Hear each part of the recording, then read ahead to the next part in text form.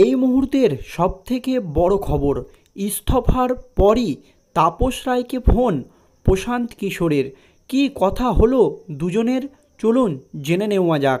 লোকসভা ভোটের আগেই বঙ্গ রাজনীতির পরতে পরতে যেন নয়া মোড়। তৃণমূল নেত্রীর নীরবতায় অভিমানী তাপস রায় দলত্যাগ করেছেন সোমবার।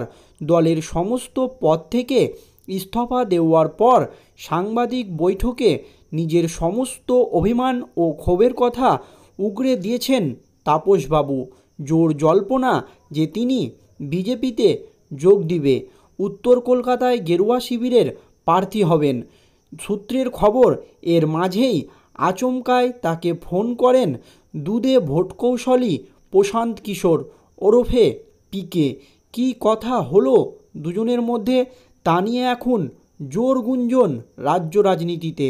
সোমবার সকাল থেকেই দলের সতীর্থদের বাড়িতে যাতায়াত, সাংবাদিক বৈঠক, বিধানসভায় গিয়ে ইস্তফাপত্র পেশ, একাধিক কাজে দিনভর ব্যস্ত ছিলেন তাপস রায়। ইতিমধ্যে তার কাছে প্রচুর ফোন এসেছে বলে খবর। তিনি ফোন ধরতে পারেননি, সেই তালিকায় ছিলেন প্রশান্ত কিশোরও। সেই সময় ব্যস্ত থাকায় ফোন ধরতে পারেননি তিনি। সূত্রের খবর, পরে প্রশান্ত কিশোরকে তাপস রায় নিজে ফোন করেন। বেশ কিছুক্ষণ দুজনের মধ্যে কথা হয়।